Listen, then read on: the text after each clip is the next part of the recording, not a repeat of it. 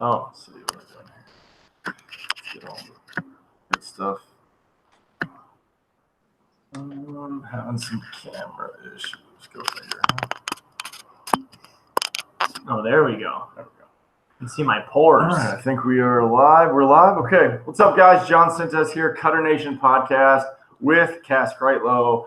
What's going on? First of all, don't forget to go check out the online store if you're in San Diego, or if you're in Fresno and you feel like coming down like our boy Davis did. We had a guy come all the way from Fresno down to do a little training, which was great. Is that far? Fresno's like San Francisco, so it's like 6-7 hours. Yeah, I didn't even realize. Yeah, he came He down. was jacked though. Yeah, he took a trip. So, but anyway, without further ado, Kurt Hewes, Ignite Baseball, aka best friend of the big guy right here, the big beard, the beard guy, the beardy, the white, less athletic James Harden. And slightly coming in hot. Oh, we're coming in hot, Cass. Yeah. So, what's going on, man? You're where are you out of, and what is the deal? How are you doing? Who are you? Yeah, well, who Why are you? should I care? Tell us who art thou? So, so I'm Kurt Hewes. I'm out of Northern Virginia, kind of like right by the DC area, and so essentially I'm a hitting coach, and I specialize in like movement learning and like basically just movement acquisition, kind of very similar to the way that you guys train throwers. I train hitters. So I think that's one of the things that, we kind of discussed about talking about a lot is kind of like the throwing versus hitting component and kind of how those things line up. But as far as like me and who I am as like a baseball guy, I was never really that good a player. Played Division III, was like a decent hitter as far as that's concerned. I spent most of my college career mad because I felt like the thing that was holding me back from being able to play at higher levels was my inability to hit for power. So I kind of got pissed and tried to figure out how to do it on my own. So a lot of what I do revolves around, how do we generate force in the most optimal way, and really generating that force for like a long period of time through the zone, not just at one point in the zone. Throughout the whole zone, how do we hold that force for a long time and be in the way of the ball for a long time? So that's kind of like how the whole thing got started. I was working at the Food and Drug Administration as a chemist, and I was coaching a travel team on the side, and I just thought the way they were teaching hitting was really dumb. And I was like complaining to my girlfriend every night about how bad, my girlfriend, now wife, about how bad they were at teaching hitting. And she's like, well, if they're getting paid for this, you can too. And I was like, that's true. So I quit my job. And I don't remember you telling me that. That's awesome. What a supported girlfriend. Good slash future wife. Shout out to Jackie. There you go. Jackie. So yeah, that's me. And I'm in probably like year 4 of like teaching hitting stuff and year 3 of the business. Can you spend a little bit more time on just the beginning and how you got started? And we weren't even thinking about this, but I think it is a huge thing of why people don't get into what we do, because they do not understand how to begin. And that's really why we know each other, is because we've related to each other so much in that struggle. Yeah. So when I was working at FDA, it was like a cushy, like pretty good job to have, like as someone who just barely has their undergraduate degree. I was making like, $50-something thousand a year, maybe a little less than that, whatever. It doesn't matter, but like a decent amount of money. So I quit that to basically, sign up for a job that I was going to make $0 a year. To make no money. Yeah, to make $0 a year. And I was like, well, I waited tables in college, so like I have that skill, so I can kind of just do that while I'm getting things started. So I worked at a restaurant for like almost 2 years while I was getting it started, and just like hustled super hard. And so my schedule was like I'd work during the days during the week and teach lessons at night, and then I would work at nights and the weekend and teach lessons during the day. And I had like no days off for like 2 years, and I still kind of don't have days off, which I'm working on now because I'm getting busier now. So now I can start like arranging my schedule where like, I can actually like be home every once in a while and do the husband stuff. But, yes, that's how I got started. That's pretty sick. We should have a partnership with some sort of restaurant, like chain restaurant, just across the country. Like, hey, we're just gonna refer you all of these hundreds and hundreds of baseball coaches.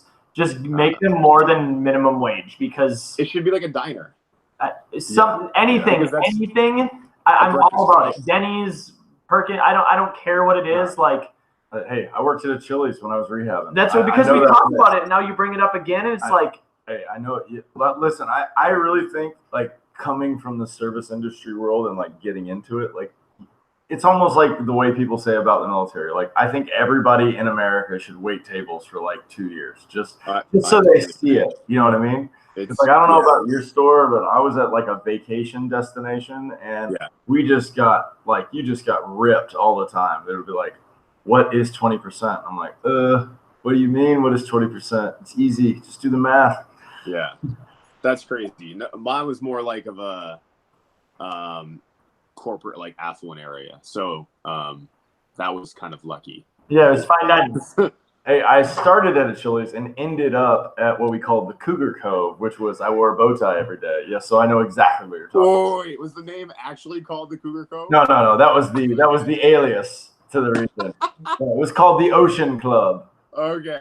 They still had like a big band and everything. Like sometimes I'd walk by with like a tray of food and set it down like right in front of like a 16-piece band, and there'd be one table in there. And I'm like, this is so awkward. These people are just getting blasted with music the whole time, and probably can't hear themselves. And the maitre d' thought it would be a good idea just to put them right next to the band. Unreal. Yeah, it's a great spot. Yeah. So let me connect everything together, and then we can kind of run from there. So I think it's important to know why the heck we know Kurt Hewes, and why I continue to know him, and why we are having him on today. So I have known, I feel like it's like 2 years, Kurt, getting on that point. Yeah. 18 to 24 months is something along those lines. Yeah. Something along those lines. And it was actually because of hitting. You know, I did a ton of hitting instruction in Minnesota, and it's something that we're just not doing at this moment. But yeah, so a lot of it stemmed from there, and now it's really evolved, and I appreciate our conversations because we talk about life, we talk about business, we talk about everything. Yeah, so, and it's just weird that we're able to have this relationship because of Instagram and social media.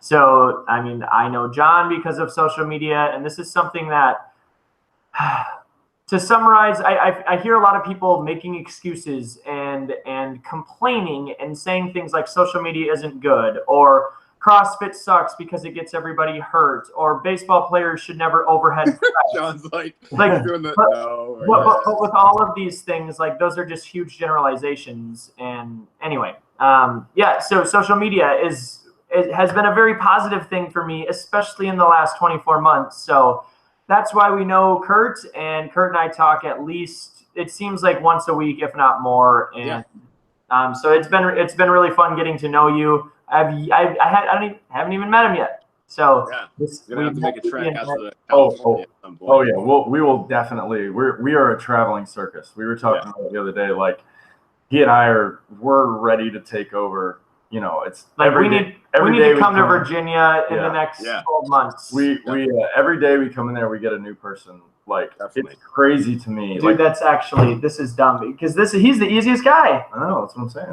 We'll get there. Yeah. We'll get there. We'll cross that bridge when we get there, or get on that plane, or whatever we're doing. Yeah. No, but anyway, it's funny. Like, and when you see the system, as you called it, a system, which is, you know, it's fun that, let me spin. I was going to go one way. I changed my mind, but you know, him talking about you guys, and then the social media side, and sharing information and ideas.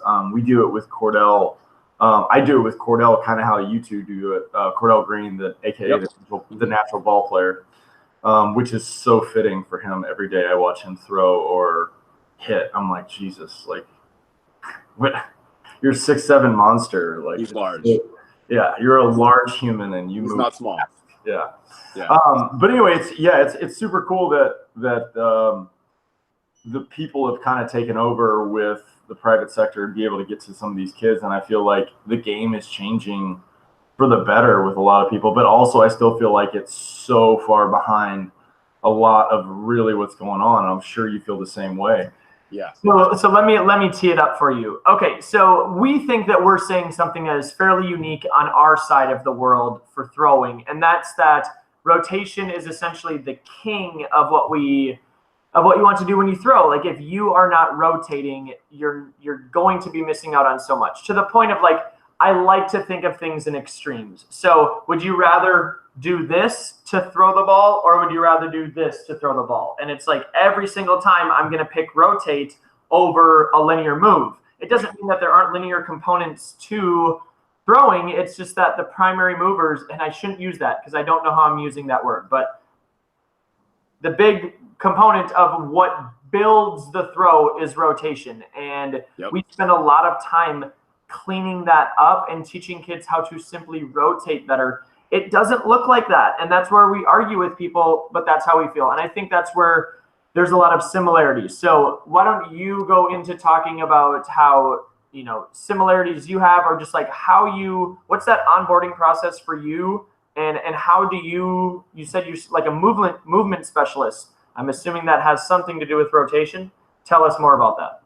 It's everything. It's all about preparing to rotate and then rotating. So often what I see with primarily younger athletes, but sometimes older athletes as well, is that kids don't prepare to rotate correctly. I love that, by the way. Right. So when I say prepare to rotate, really that means, to me anyway, that's pelvis slide. And I think that you guys do that with your K drill a lot, where you have the kids with their arms up like this, because you know what? It's a video podcast. I'm going to stand up and show it, okay? Oh, so here we go. Here we go. So when you guys do your K drill, right, I'm probably going to do it wrong, so don't correct my movements too much. My dog might make a cameo because she's right here. Oh, good. So when you guys do your K drill, the shoulders tilt like this, but also what's happening down here. Can you guys see my hips or no? Yep. Mm-hmm. We call it positive angle. Yeah. Okay. So what's happening down here when I do this is my hips tilt. So the next move here is pelvis slide with a pelvic tilt like this, right? Yeah. And in hitting, it's the exact same thing. And what we don't want to see in hitting is pelvic tilt with a forward move and then pelvis flattening.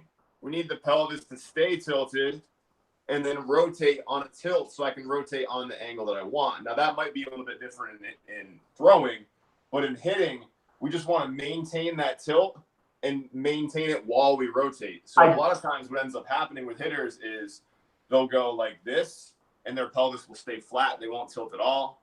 Or they'll start the tilt and then they'll reach for the ground and they flatten out again, which makes their head fly forward and doesn't allow them to brace with their front leg.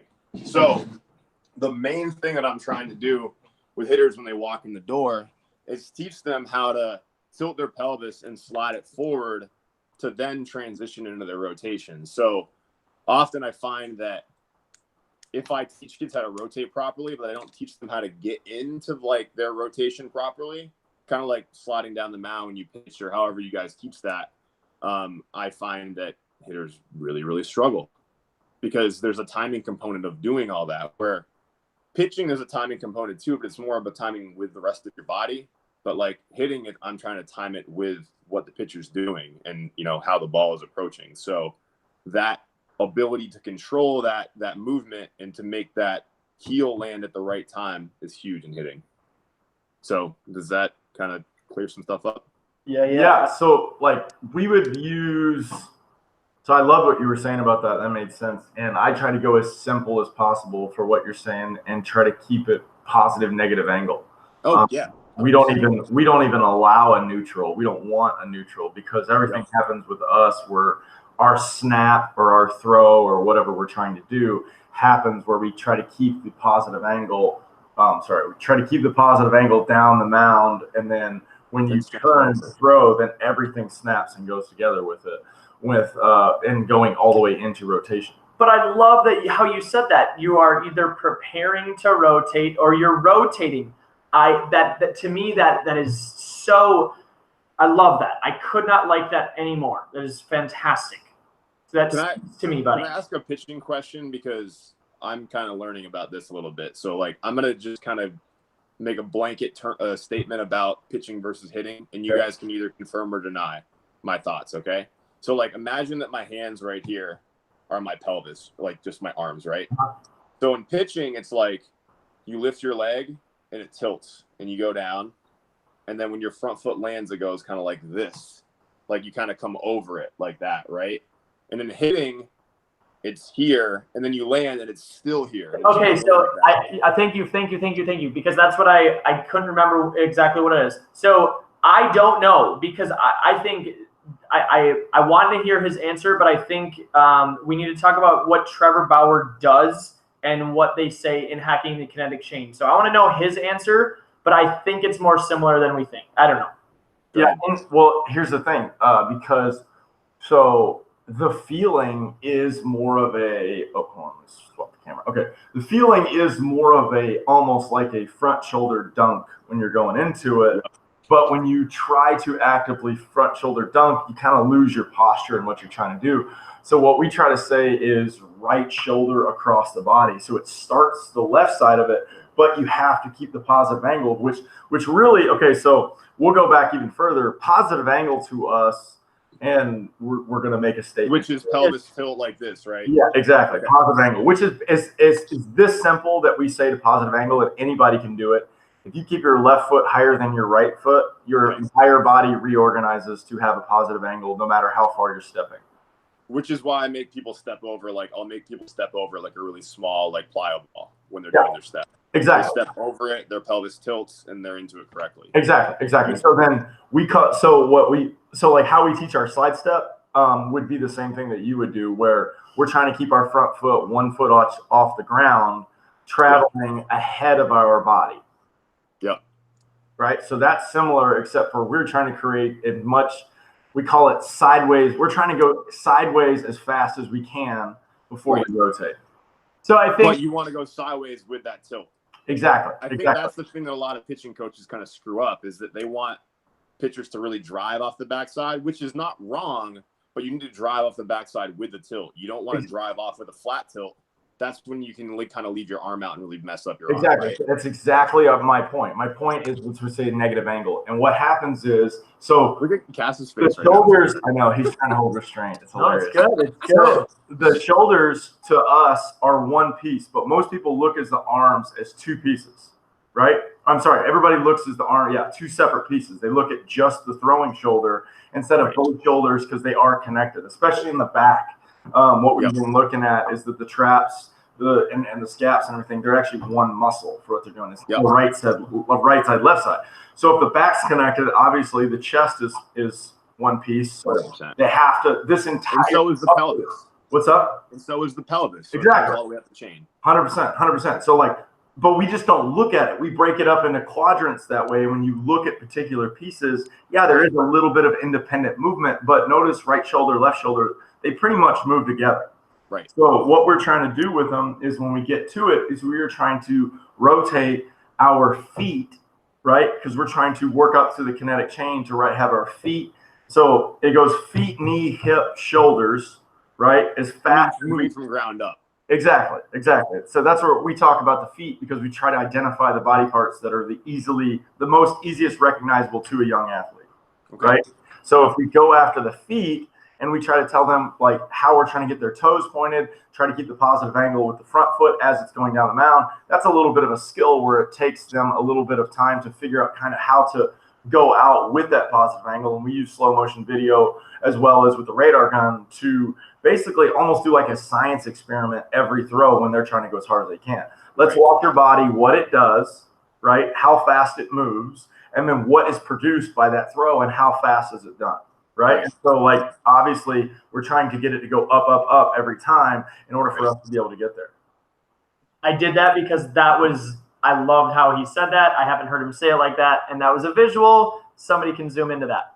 Okay. I don't think he's answering your specific question. I love everything that John is saying, but I think you're talking about so from the rear view of a pitcher, when you're looking at the pelvis, so I can only think about it. I need to turn around so we can talk about it the same way. Okay, so I'm looking at the athlete at home, and you're saying that you're going to typically see a hitter where their pelvis is tilted sideways like this, right? Sorry, I totally forgot to answer your question. No, that's fine. No, right? Yeah. But I think you confirmed it. You said yes, like right after I got done. Yeah, I did. But on the pitching side, like, yes, the right hip does go lower for what you were talking about in order to like get it. The right leg, the back leg has, when the right leg rotates to go down because of the front leg bracing, like you're talking about with it, the right pelvis actually does flip lower because the right knee's pointed at the ground. I agree with you. But the weird thing is that the right shoulder and the right elbow pop up. And then because that side needs to be extended, like we need upward rotation of the scap at that moment, right? So at the time that the pelvis tilts this way, right, where the right side is lower for a right-handed thrower, like you're actually doing this with the upper half. So I think like you tend to feel this, but literally I think if you see this happen with the pelvis, I think that's bad. That's where you'll see the. But you're saying what I was saying is that you get positive angle and then foot plant and the throw starts and it goes like this. Yeah, but you're okay. So stay right there. Flip the backside through. Okay, so yes, so flip it. I can't do it here. Can we put it back to me so I can see what I'm doing? Loose, bro. Oh, I can't use that pen. Anyway, we'll have to do that a different time when video is not. That's cool. That's cool. What we like to say too, and we just don't have space. I'm in my new place, and there's a wall right here. You're good.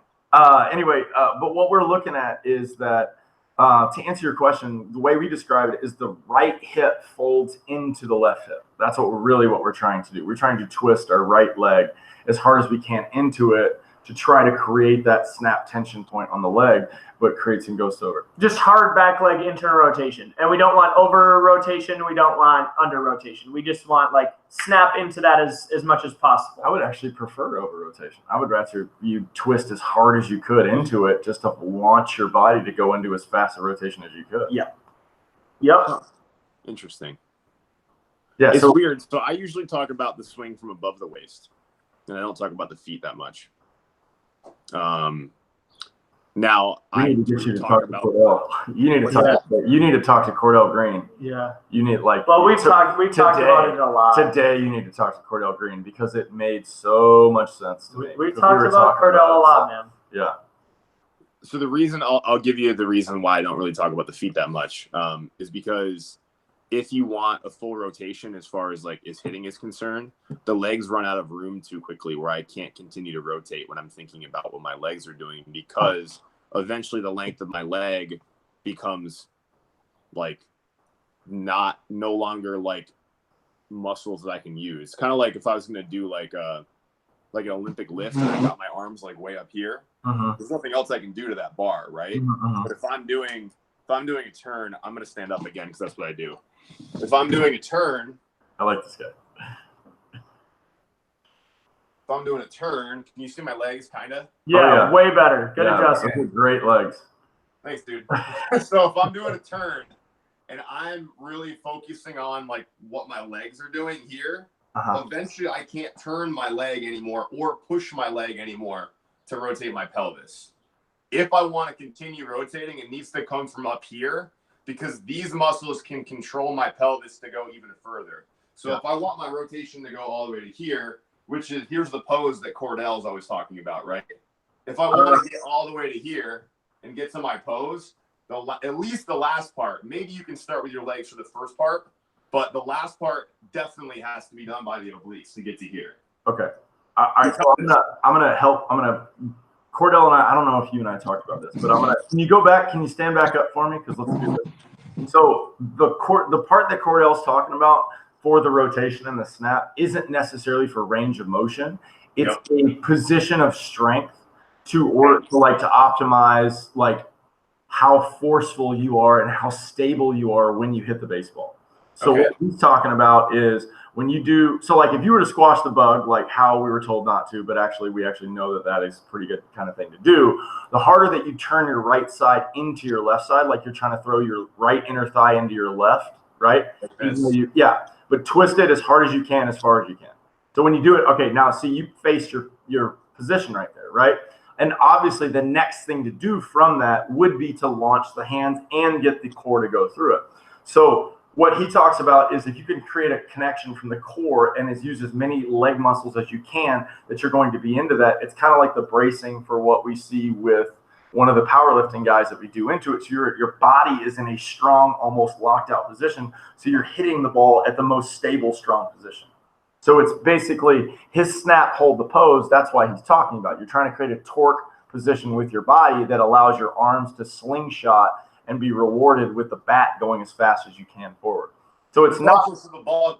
It's also so we can be stable. So when the ball hits our bat, we're like a couple. 100%. That's exactly what exactly. He's trying to you're trying to twist into the strongest position, like, because that's exactly what we're trying to do when we throw. For us, our back leg. So let's do this for me. Well, I'll do the same analogy with throwing.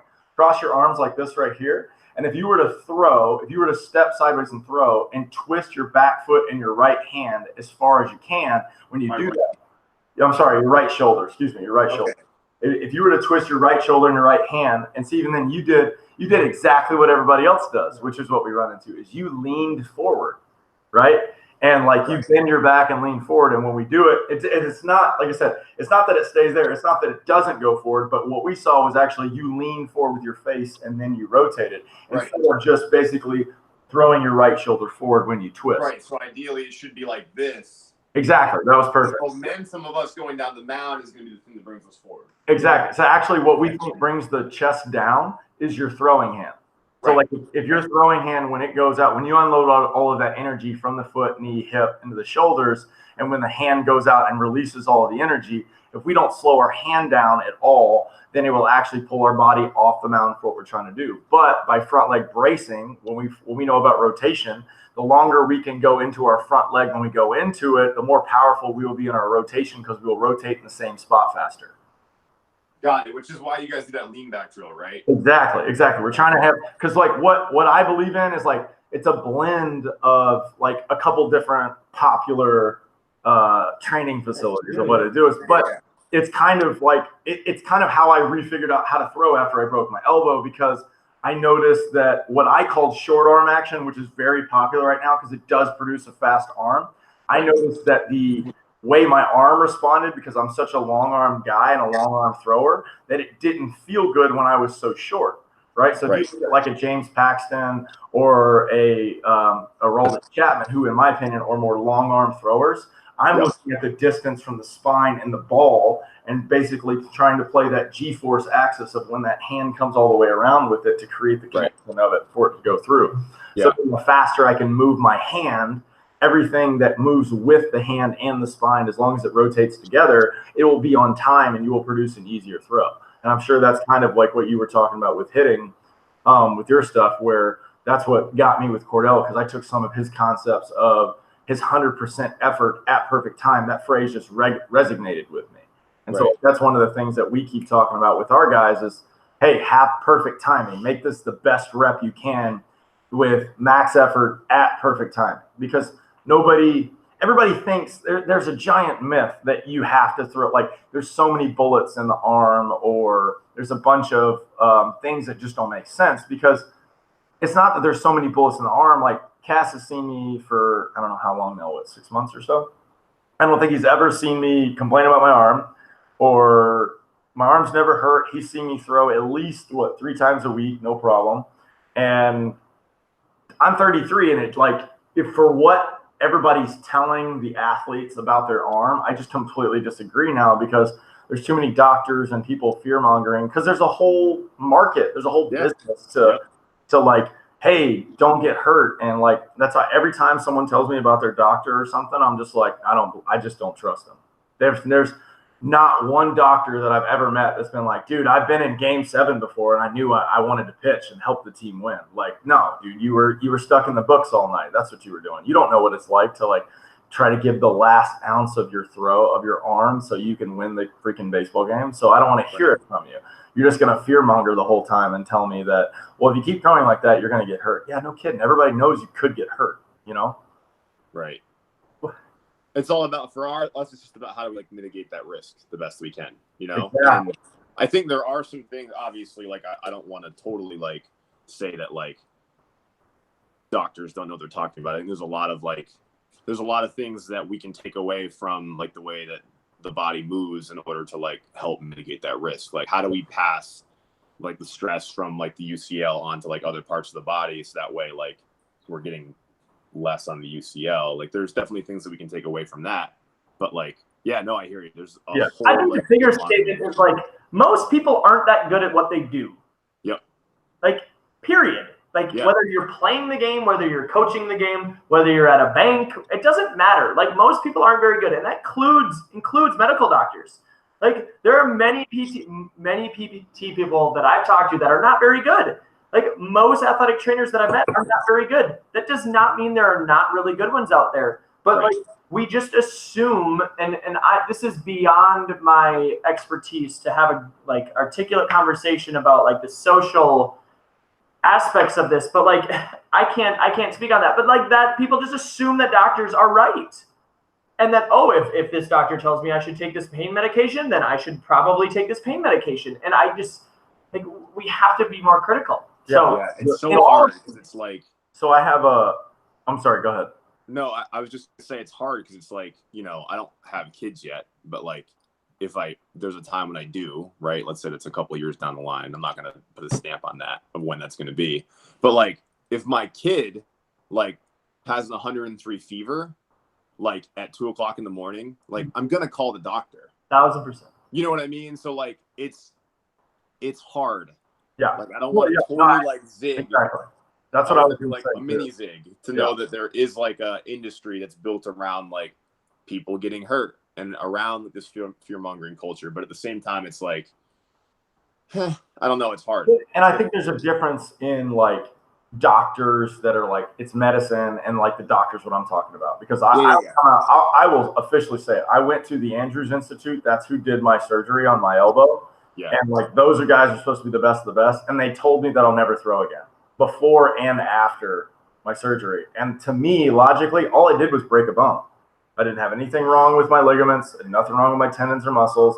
I had something wrong with my nerve that they didn't find out till later because they just didn't look for it. Gee, thanks for the second surgery to go back and fix the nerve. But it went back to the same thing. And then they told me the exact same thing. And my aunt is a vice president of a giant hospital chain. And she explained it to me. She's like, John, if they say that you can come back, it becomes a liability, and it's all about malpractice. So they have to say no. They have to say you can't throw again. They would rather be wrong and go, well, hey, good for you, and pat you on the back because they got paid, and that's all that matters.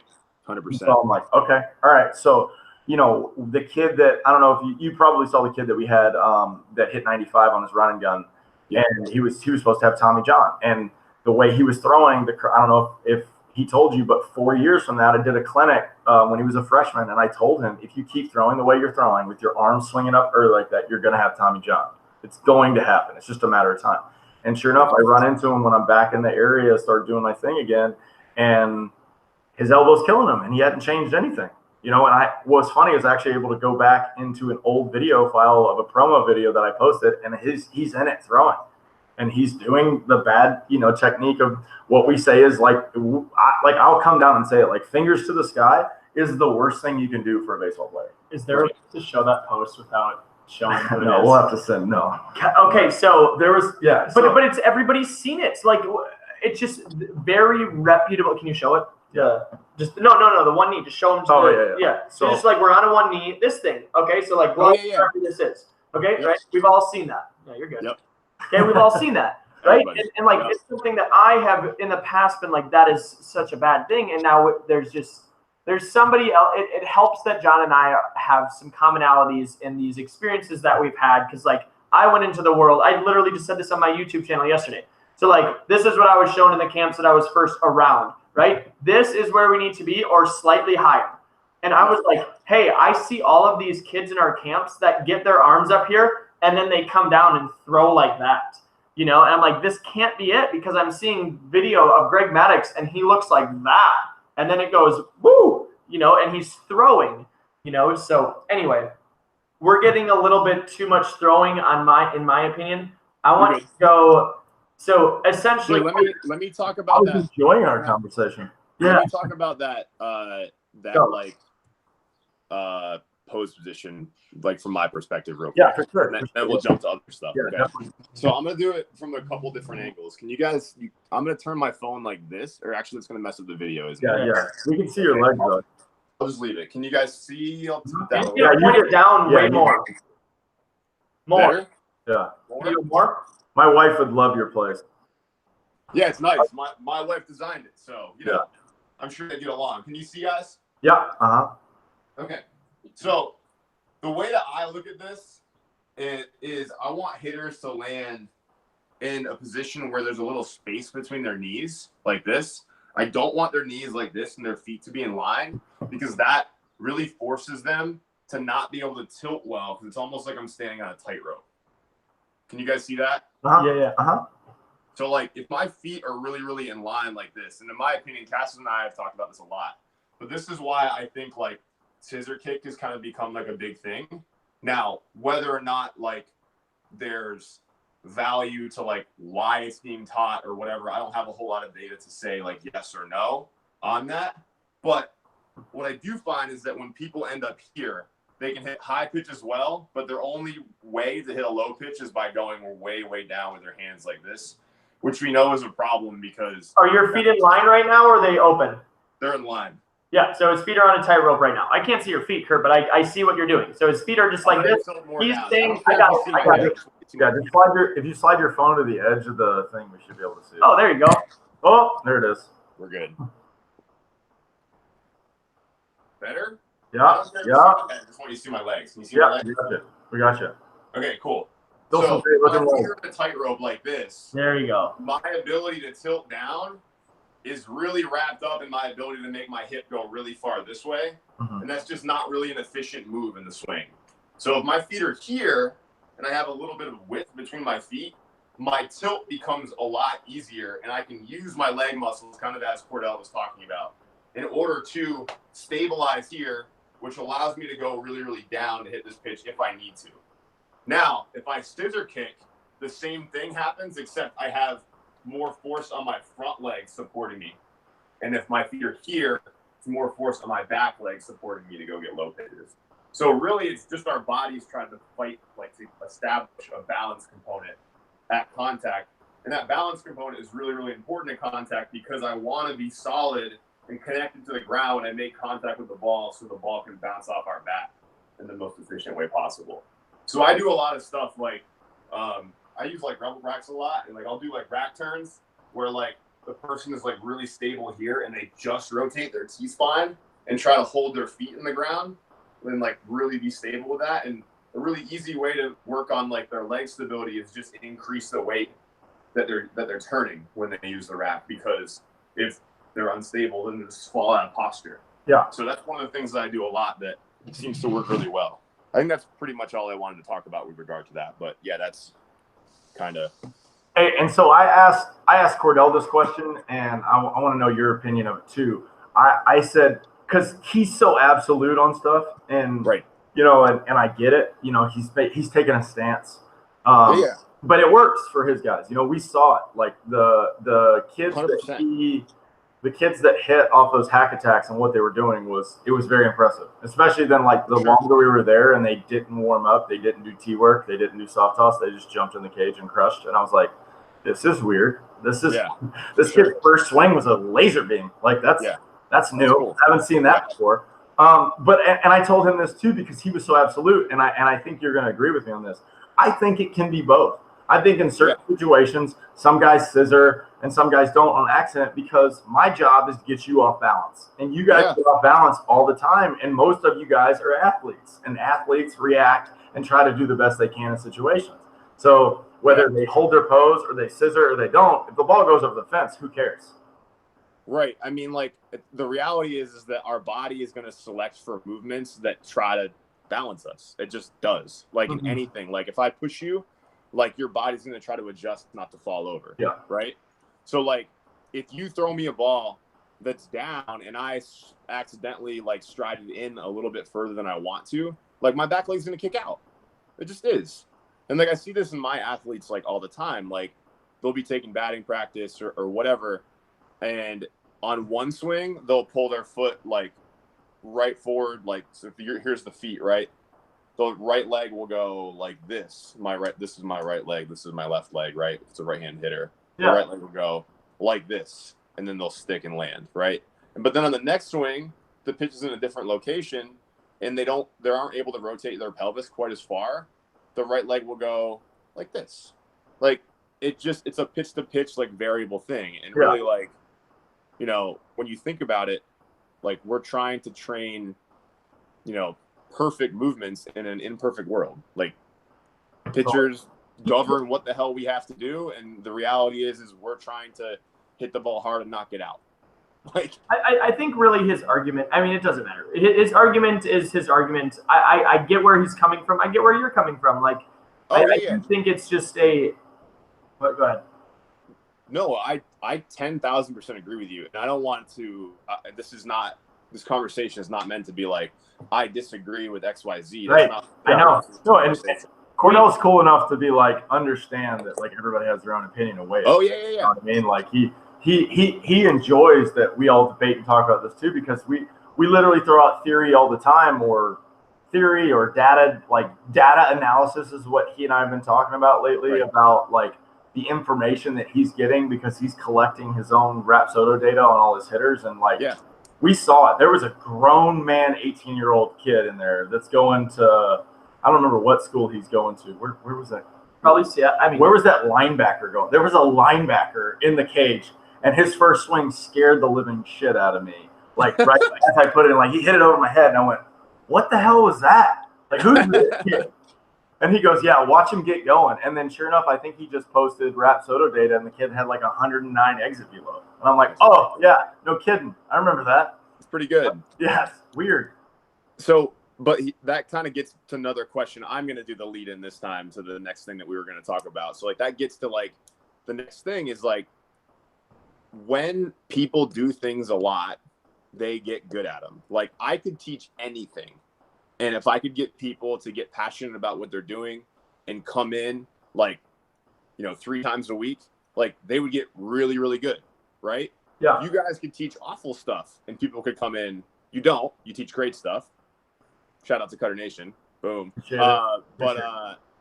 If people were, like, doing things a lot, like, they'd get better at them. It is what it is, right? I agree. So, like, the challenge for people like us, it's 1, to try to have the best information so we can help kids the best way we can. But 2, it's to try to create, like, you know, a tribalism culture that allows kids to get excited about what they're doing and to come in and want to work a lot. Because when they work a lot, that's when they get good, right? And Cass and I were talking about this a little yesterday because, like, I primarily do, like, hitting lessons and like, the way that I have things set up. And lessons don't work unless, like, the kid is doing a bunch of stuff, like, on their own. Mm-hmm. Like, if they're not working on stuff at home and they're not buying into, like, you know, what's necessary to be able to become, like, a really, really good hitter or a really good thrower or whatever. Don't you tell people this, like, right when they start working with you? Do I? Yeah, I feel like I remember you telling people that, like, if you don't practice on your own, this isn't going to work for us. Here, I'll give you my eval. I'll pretend like I'm evaling you, Cass. Yeah. Cass, all right, so we just talked a lot about, like, you know, what we need to do to improve your swing. Like, let's talk about, like, how to improve it, and I think this is the most important part. So I need you to understand that hitting is like math. It builds. So, like, if you don't know how to add, you're not going to do very well on your algebra test tomorrow, right? Hitting is the same way. So if you don't work on the stuff that I give you today, like, forever, then you're not going to be very good. And I can't move on. So if you can't figure out how to do your stride properly, I can't teach you how to turn. And do you know what my job is, Cass? Yes, I know it. I don't know. What is it to make me better? Yeah, so my job is to help you become a better hitter. But if you don't work on stuff at home, you won't become a better hitter. And that means that your mom and dad are paying me for no reason. And that's called stealing. And I'm not stealing from your parents. So it's called.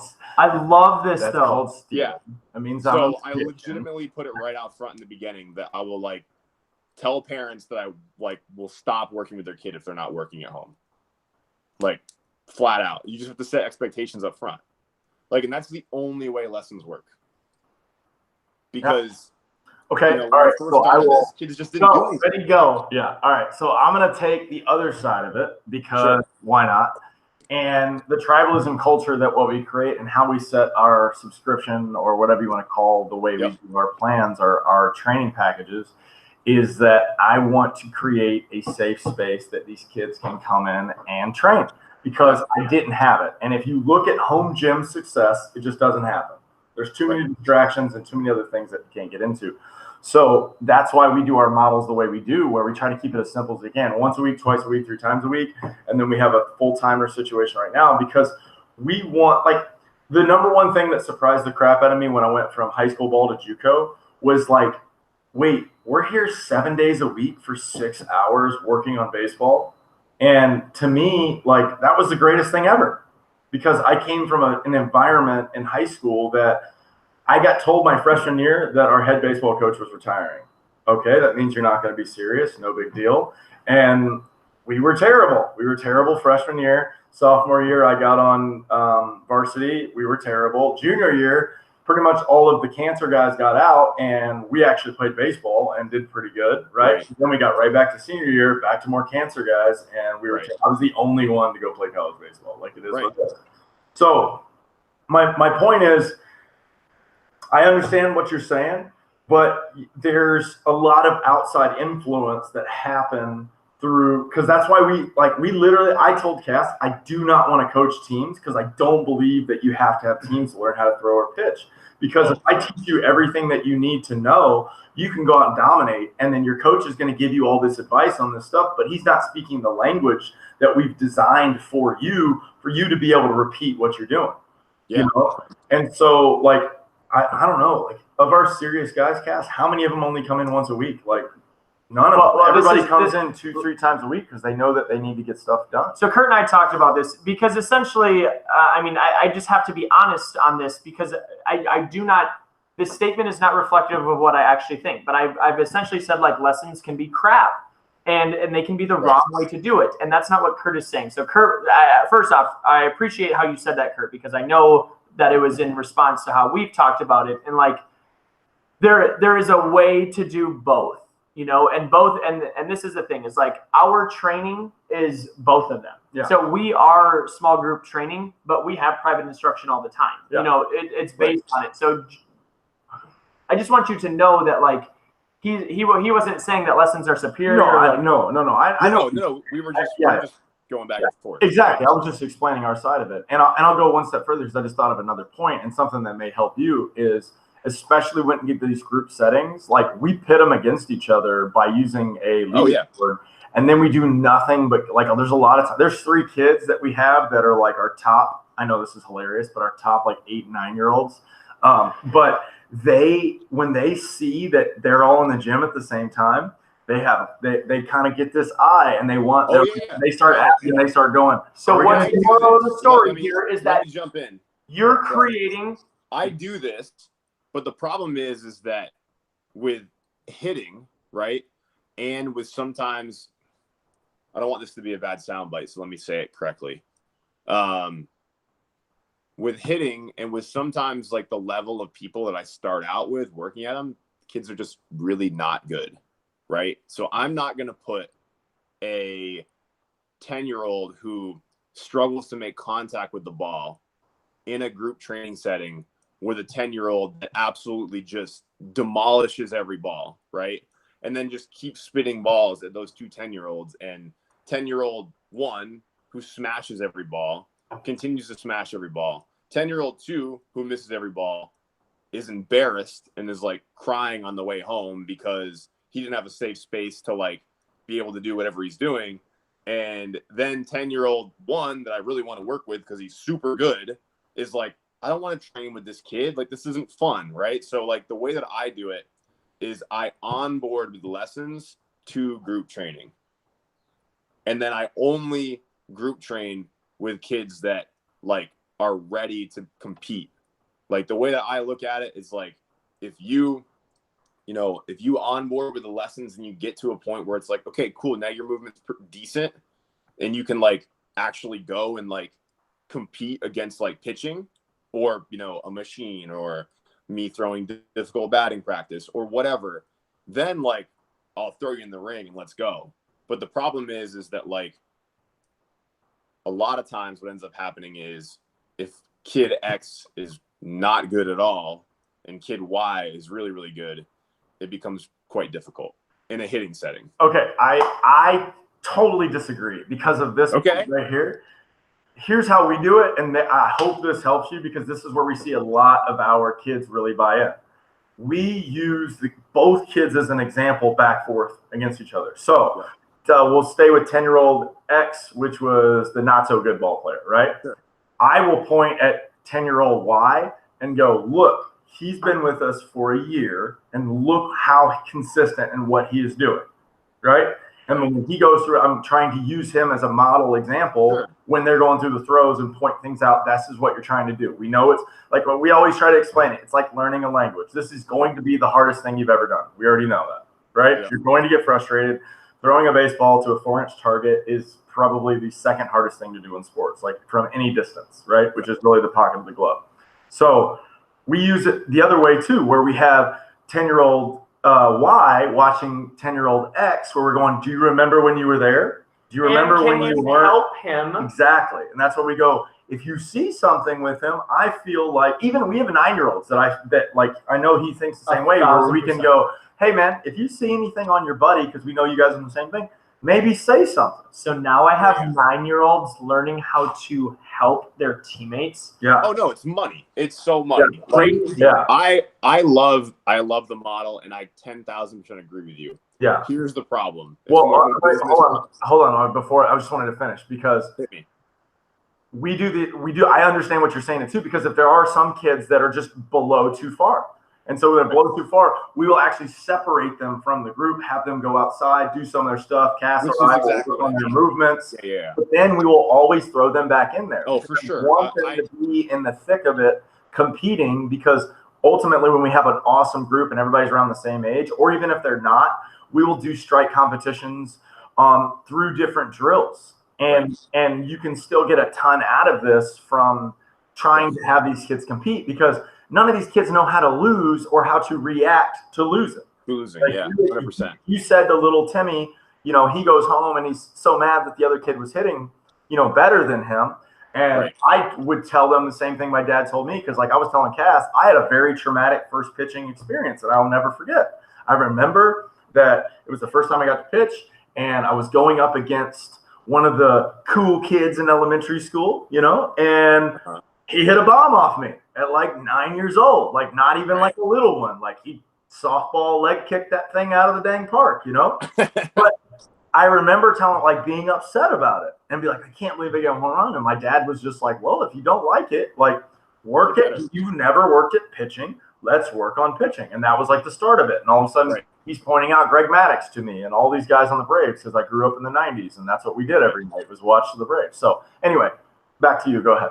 But the thing is like, as Kurt's talking, I'm going, yeah.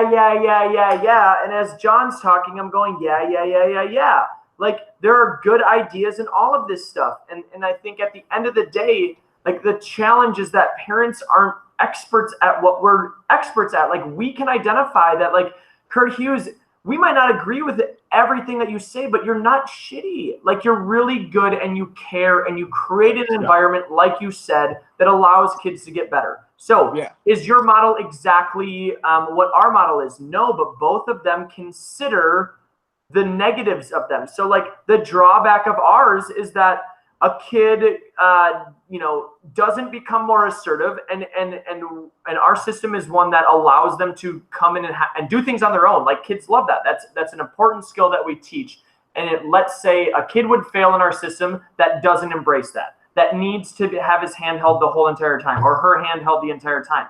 They wouldn't flourish in our system. Like, we need to take that into consideration. So when we see some of our more introverted kids in an extroverted setting, we need to go and help them and teach them how to be themselves in that environment.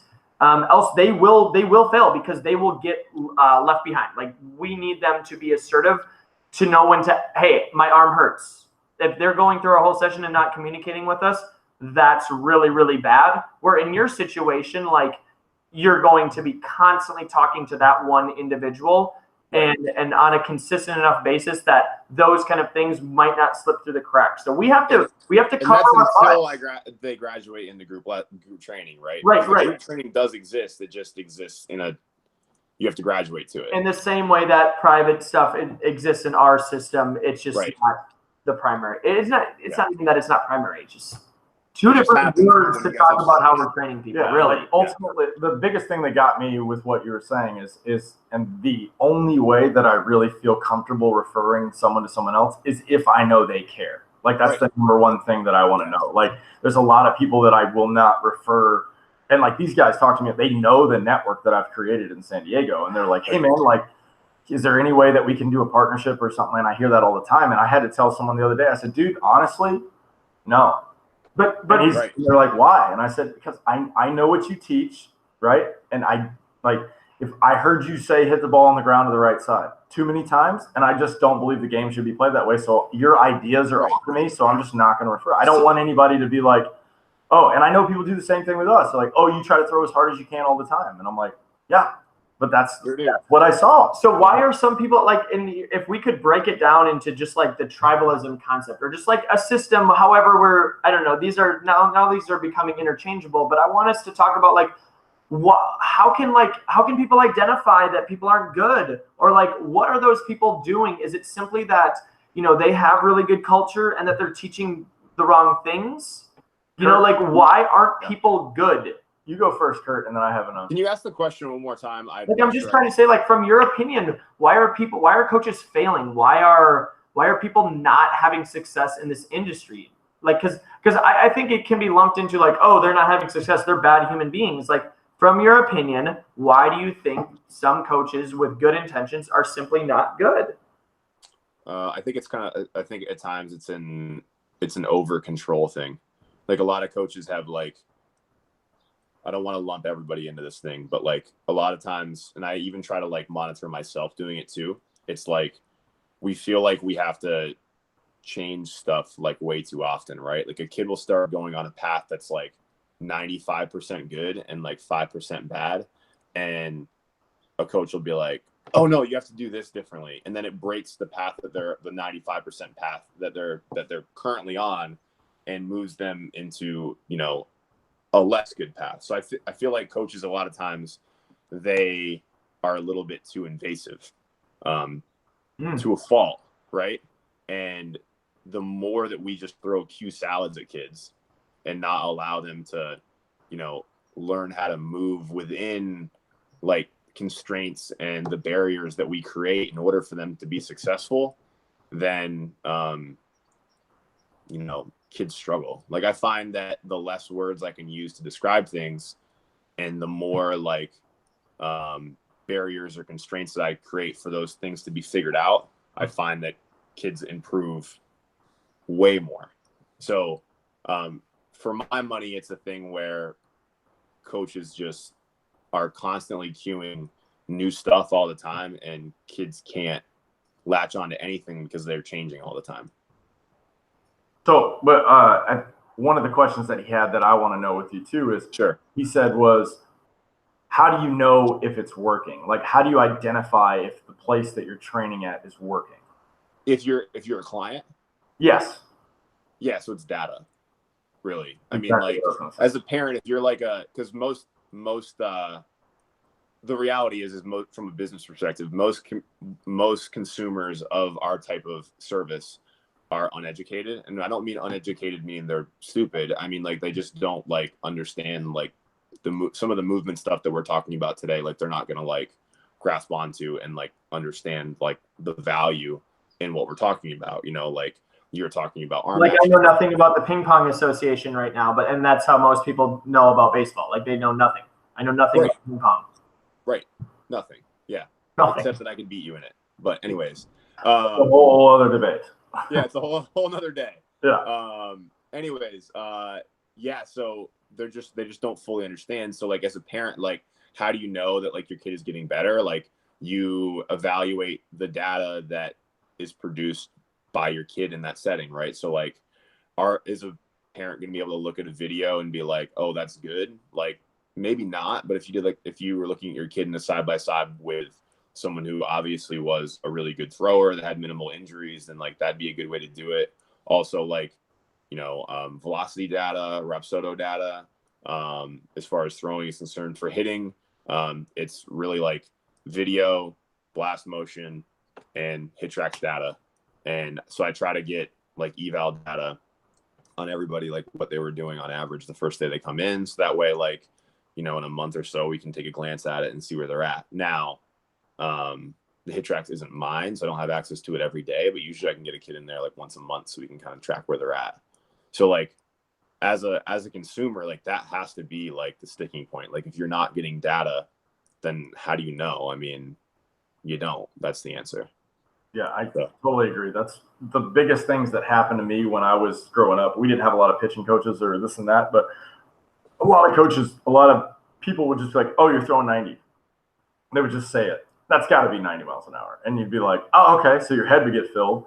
And then you'd go to a showcase and you'd be like 84. And you're like, well, I thought I threw 90, and that concept still happens today. And like, it's funny because when he first came in and he saw the radar gun set up with everything in there, he was just like, wait, you just track like velocity on every throw? I'm like, yeah, it's kind of how we monitor health. Like I can tell, like there was a kid yesterday, we had a brand new kid. He just made that up. I never said that. Yeah, yes, he did.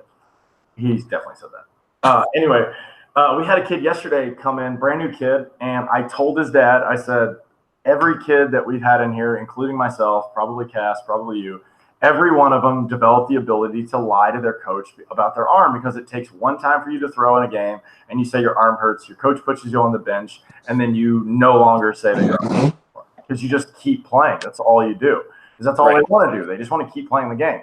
And so I told the dad, I said, his arm's probably going to start hurting. I need to establish like the safe position. So I need him to understand that he needs to tell me, so that when it happens, we can work on it. We can do some things to try to show him, one, what he is doing is actually affecting his arm hurting. Because a lot of kids think that it just hurts. And by the way, all you kids at home, your arm should not hurt when you throw. It's an unnatural motion, yes, but I'm 33.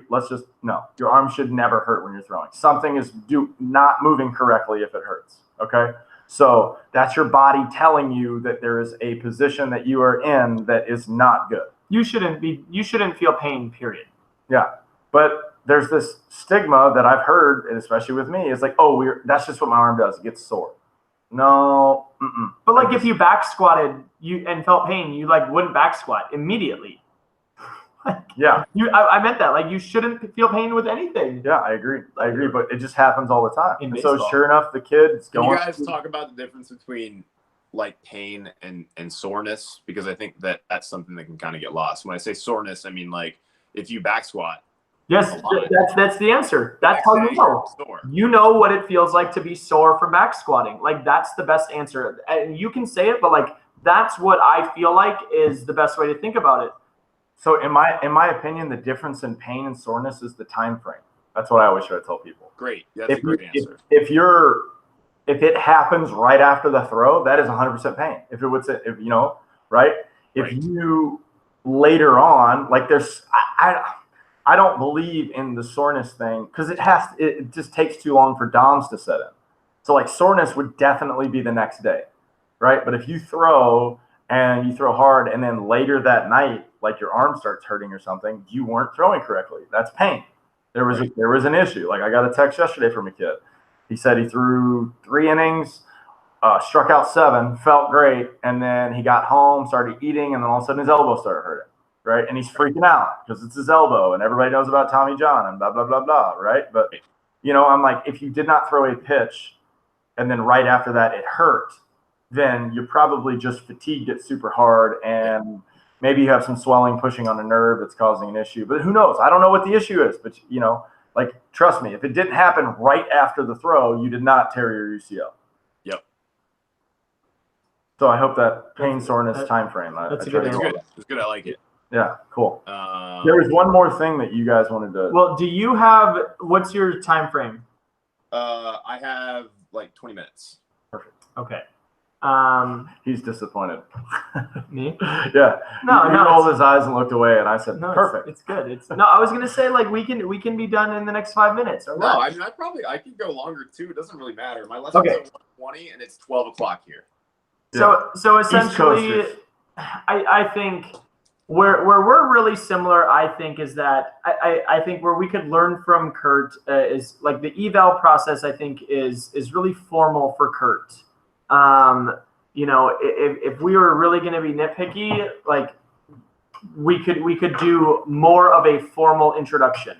But outside of that, like at the end of the day, you know, our arguments and our methods might be a little bit different, but we have a really, if you have what you look at what your kids do in the first 3 months with you, and the same thing with us, like I think our before and afters in that window is pretty dramatic, right? So we must be doing something similar in that standpoint.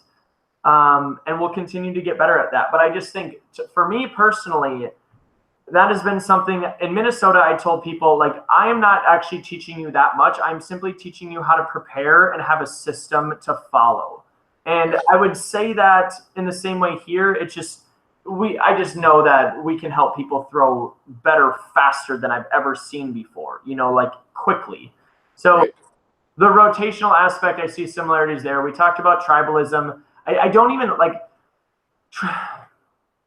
I think the thing that I would like to articulate better is the idea that what people think is like, and I'm guilty of this, is that like when I look at a system, you know, let's just Johnny's pitching facility that's really good, that's leading the nation in wherever, you know, like the things that I want to copy of that is that everybody buys into something. And I'll never forget this conversation I had with my strength coach from Hamlin years back. He's like, this is how I do things. In the fall, I decide what I'm going to do, you know, going into the fall in July. And I plan that out, and I tell all my athletes, and I get as much buy-in as I possibly can. By like November, I'm like, wow, why am I doing half of this stuff?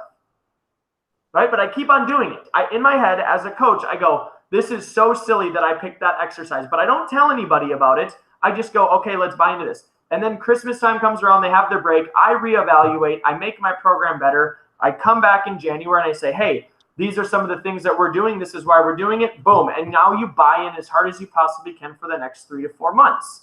And he just does this constant cycle. Now, that model, I love that model.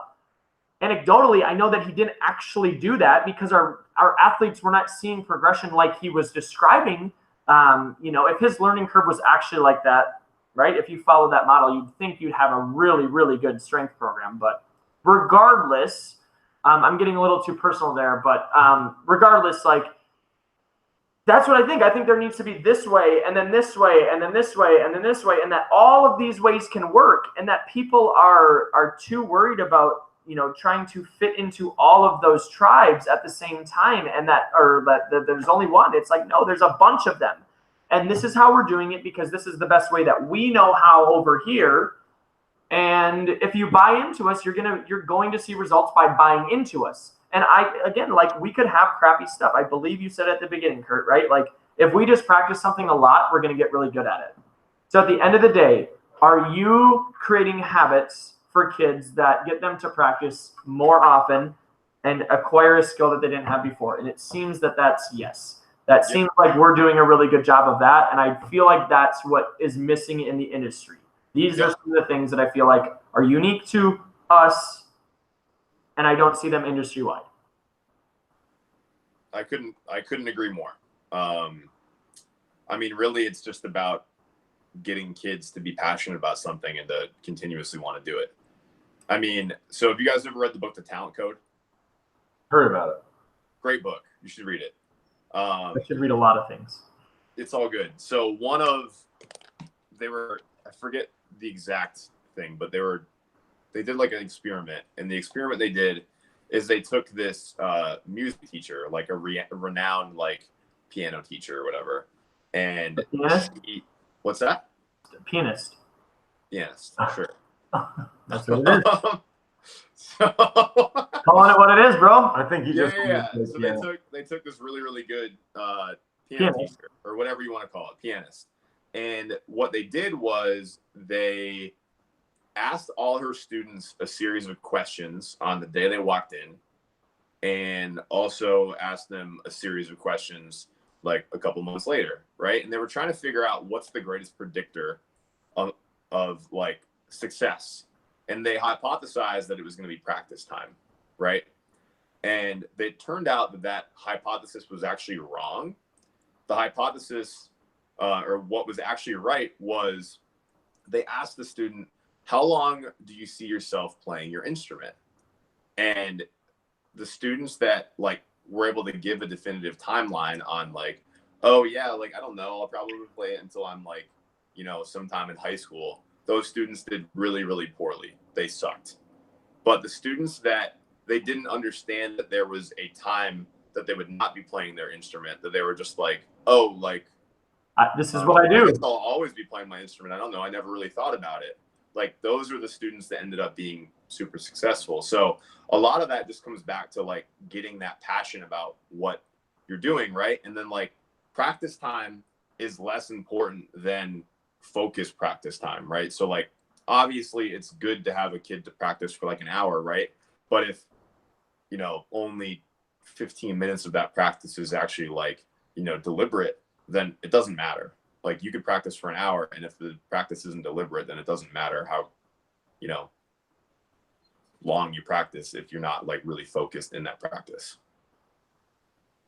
I have so many things to say that I just can't say anything, because the big thing that jumps out is like the kids, like how many times are there adults like in the way of their ability to get to that place that you just described? Like, they can't get to that because somebody's like, Johnny, you didn't do it right there. And he's like, I'm 5, bro. I'm 5. I think that's the reason why it's so important. Like, and this is one of the things that I work on a lot. And I think this is why like the lesson format at times can be really valuable, is because the reality is when a kid is like ages 8 to 12 or even younger than that, so like let's say 5 to 12, the parent wants to work with their kid. Like, the dad most of the time wants to be involved in some way. They don't know how to be involved in a productive way and actually like help, right? So one of the things that I've worked really, really hard on is try to create drills that are very binary, meaning like, okay, like if you did it right, it's really obvious that you did it right. And if you did it wrong, it's really obvious that you did it wrong, right? So that kind of gives the power, and like I like legitimately teach the parent how to do the drill. So that way, like when they're at home and they're working on the drill, the parent can really, really easily evaluate whether or not their kid did that drill correctly. And it doesn't become a situation where, like Cass was just describing, where it's like, you did it wrong, but like the parent really has no basis to say that you did it wrong. They're just saying you did it wrong because you missed it or something like that, right? And the solution, yeah. Right. So the fact that the drill is very binary, and it's like a, yes, I did it, no, I didn't do it. It kind of gives like the parent almost a little bit control back. And obviously once they get to like that 12, 13 age, like we do want to get them out of like a daddy ball kind of situation. But the reality is before that, it's really hard to not be in a daddy ball situation. So how do we make the best daddy ball situation that we can possibly have? And really it's by giving the parents the tools to actually be able to not mess up their kid. This is why our video library is so important. Like, and we've just been talking about creating more and more and more content and organizing it correctly. And these are one of those things. It's a great point. Like, as parents of 6 to 12-year-olds, that age group, gosh, I'm really glad you said that, man, because they need to be shown. We had a kid, his dad, one of the first times that they were in, and John gave his dad a few cues, like, hey, these are some of the appropriate things that you could be saying from the stands. And the dad came back, he's like, dude, my kid was so much better because I could just tell him things that were productive in a game. And It's not that hard to teach that. That's a great point, man. I love that. Yeah, we're trying to make sure that everybody understands that everybody there is on the same team. That's what we're saying. Like mom, dad, coach, like you have to understand they're all on your team. And even if your coach gives you different information than what we say, like the different cues, we really want them to understand how to process it the way we want to process it. because there's so many obvious coaching cues that people say. Like it's one of the biggest problems in the industry, I think, at all levels, is people think they're helping by only identifying the problem. Like something as simple as you're flying open, and then you tell a kid, "We'll stay close," and then you see a kid that's like, "Well, what do you mean?" And they're like trying to throw like this right here, and they're not even like rotating their shoulders at all, and they take things literally. And there's just so many of them that frustrate the crap out of me. I want to hear, because I know you've been sitting on something, but the thing, John said this to me last night, and like, we believe in our kids hard, and we want to show them that we believe in them. And some of our conversations are specifically around how do we authentically, because we mean this, like what's the best way for us to get our kids to understand how much we believe in them? Because when we believe in them, they are going to believe in us. And that's the tribe. Yep. Exactly. Back to John's point, I really like the tribe thing that you said, Cass. I don't want to like go run something in my head. So the way I look at it is that I try to make myself like a little kid's lawyer. Like when I say lawyer, I mean like when you're writing a contract or something like that, like the language has to be so specific that there's no way that it can be misinterpreted, right? Yeah. So like, which is why like I hate cues, like we're talking about cues. So why I hate cues like stay back. Like it's the worst cue of all time because kids will do exactly what you ask them to, right? You say stay back, that kid will go right under their backside, their pelvis will stay flat, just like we're talking about, and they won't be able to prepare for the rotation properly. But if you said lean back and tilt your pelvis up, we have the situation that we're looking for, right? And the kid's posture will be back, so their kid will never have his head fly forward in the swing, and a lot of the things we're looking for will happen, right? So like it's a challenge because, especially like in the daddy ball or like parents coaching culture, it becomes a situation where kids are given a lot of non-specific language, and they're tasked with the idea that they have to try to like dissect it and come up with like the best way to do whatever they're doing. And the reality is most kids can't do that. So like we need to come up with language, and we need to come up with drills and constraints and barriers or whatever that make it totally obvious that there's no way that kid or parent could make a mistake, or coach for that matter. And the coach, the hardest part, as I'm sure you guys know, because like every coach thinks that they're really smart, even if they're not.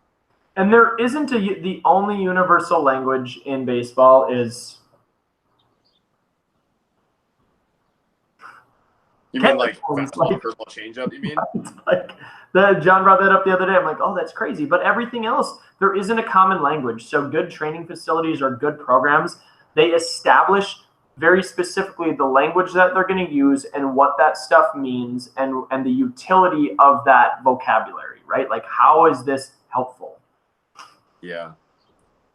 It's so hard because like there's a whole nother way to look at it too. Like I 10,000% agree with you about like common language, but from like a differential like learning perspective, like you do want to be able to present things in a bunch of different ways. Totally. I'm just bringing to light that there is not a universal way for us to talk about hitting or throwing. So a program or a facility or a whatever, like you have to establish how you're going to talk about things, Kurt, because when you say, I hate saying stay back, you're going to have a lot of kids that actually might stay back really well. Like they might do it correctly, and they might that might be a cue that they have success because of. Right. But it wouldn't hurt them to say lean back while you're moving forward or something, like, you know what I mean? I'm agreeing with you. I'm simply just stating that the value of having somebody like you just say, this is how we're going to talk about things. I think that's necessary. And a lot of people don't do that. Most people just say, oh, well, you know what lean back means. You know what your arm drags means. Like nobody knows why arm drag happens. Nobody talks about it the right way, in our opinion.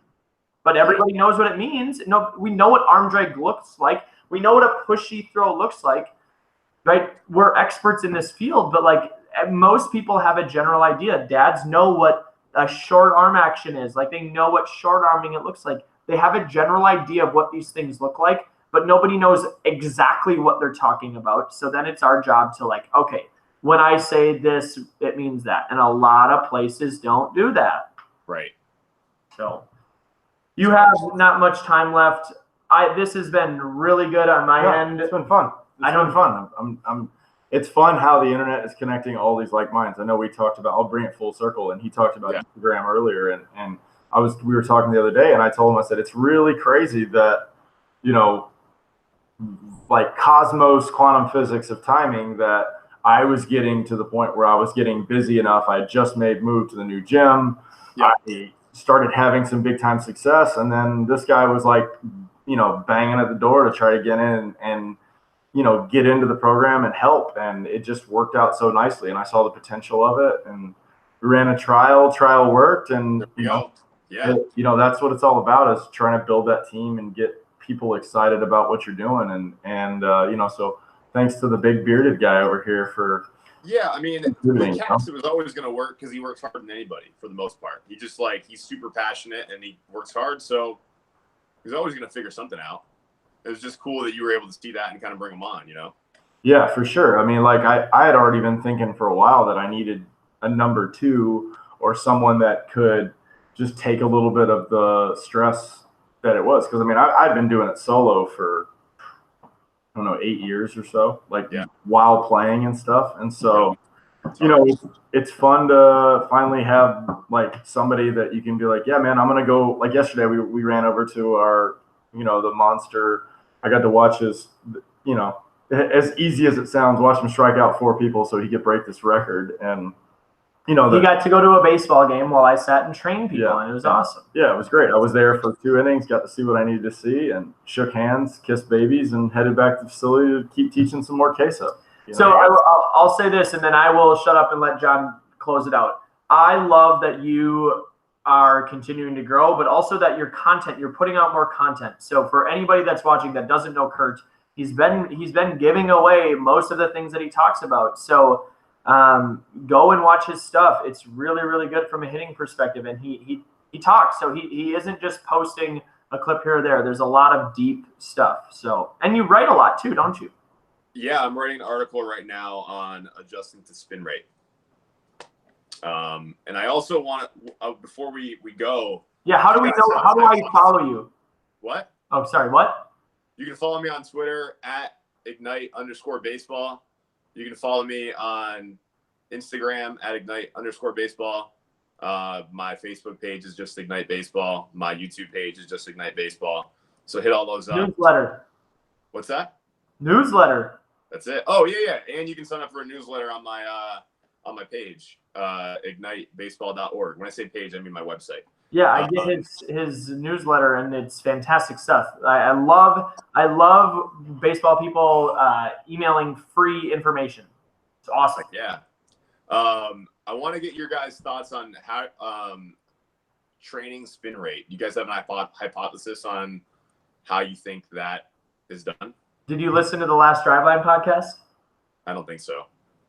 No, I didn't. They have been saying they don't forever and ever. I think John would say yes. Yeah, you have to train for spin rate. Yeah, I mean, and like it's just more. It's like more answers to the problem. Like can you get more spin rate? Is that what you're asking?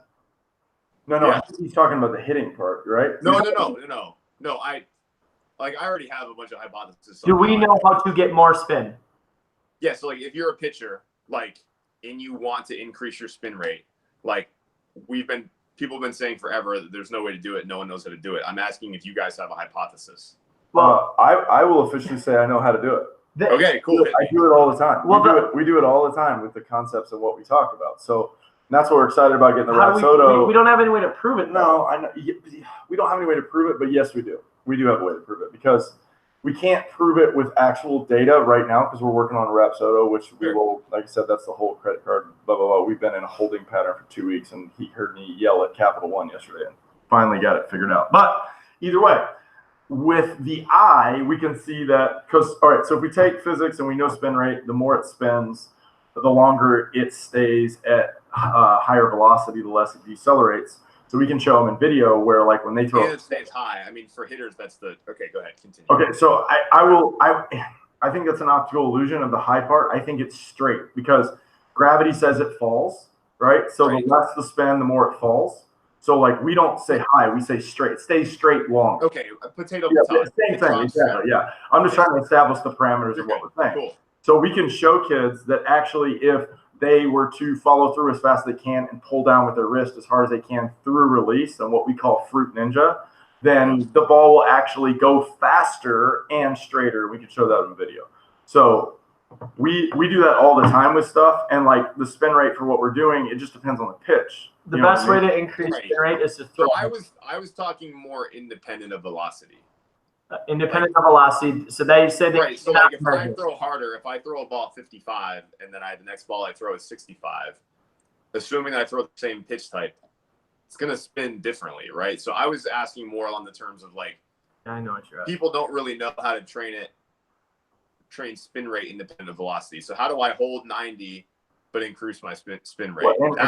Exactly. So that's the same thing. It could be finger positioning, like he's talking about the drive line thing. It could be finger positioning, could be hand size, could be right. That's why I asked, because I thought it was really interesting. Like it's a kind of an interesting wormhole right now, because at least for the way I've been studying it lately, like the thing that differentiates like really high level major league pitchers and their ability to, get swing and misses on four-seam fastballs is their spin rate. If they have an above norm spin rate, they're able to get hitters to swing under the ball. So really hitters are used to seeing 97 all the time. They're not missing it because it's a 97 mile fastball. They're missing it because it's 97 with above average spin rate that the hitter swings under. So it looks different. Yeah. But that's also like in a vacuum without the idea of sequencing too. So like, it's not to say that it's too complicated. The Driveline podcast is talking about this pretty consistently. Right. I just know you have to run. That's why I'm like cutting this short a little bit. No, you're fine. I just thought it was an interesting conversation I wanted to have. Yeah, no, it's great. I love that stuff because with me, like for what he's saying, the whole vacuum thing, I totally understand, because people are looking at pitches independently. And in our opinion, you can't. Like, you have to see the context of the sequence. Exactly. Like I will so for example, Cordell, when he was pitching in Seattle against batters we were watching, he was pumping some absolute cheese, right? And it was four seam and it was a lot of spin rate, right? I was not throwing as hard, but some of the kids were saying I was more difficult to hit because I had so many more pitches. He was fastball, slider, change, and I was four seam, two seam, cutter, curve, slider, change, split. And so they were, because of the variability of the pitch, the range of motion of the velocity of what's going on. Exactly. So like intentionally, I was, instead of throwing four seams at the top zone, like what Driveline and everybody else is talking about, I'm only trying to throw four seams inside. Right. And so like I'm trying to tunnel off my best version of pitches and what I know. But it might be because your four-seam fastball doesn't have good spin rate, would be the counter argument to that. So how dare you? I just don't know. We don't know that stuff. Yeah, we don't know until we get the Rapsodo done. And even like when I talked about it too, I was telling Cass and I were talking about, like, I move incredibly fast, and I still feel like how I throw the ball and my extension and what happens with it, my numbers don't match what the hitters are doing. You know what I mean? Like, even though Cordell was throwing significantly harder than me, when I watch guys swing at my fastball, I have a ton of late swings, and they are underneath the ball, like you were saying. So I feel like when we look at Rapsodo, like his effective spin is going to be like off the charts. Like all of his pitches are spinning very close to the way he wants to all the time. Right. So anyway. Yeah, definitely. That's a good one. That's a good thing, because even on the hitting side, like I've heard that, guys with higher spin rate, you have to aim for the top of the ball because of the optical illusion while you're swinging. Guys with lower spin rate, you almost have to anticipate the sink to it, so you have to swing underneath it so you can square it up. There's a bunch of things like that on the things that happen, and I think I'm pretty sure you probably will know this too, but they say anything over 96, you can't tell the difference, because your eyes can't track things moving that fast. I mean, your eyes can't track things moving way slower than that too. Like, the difference really is like, it's either you can't see it for the last 15 feet or you can't see it for the last 10 feet. So like, if someone's throwing 75, you can't see it for the last 10 feet. If someone's throwing 96, you can't see it for the last 15. So it just really it just pushes where like you have to make your gamble further out when people throw harder. Yeah.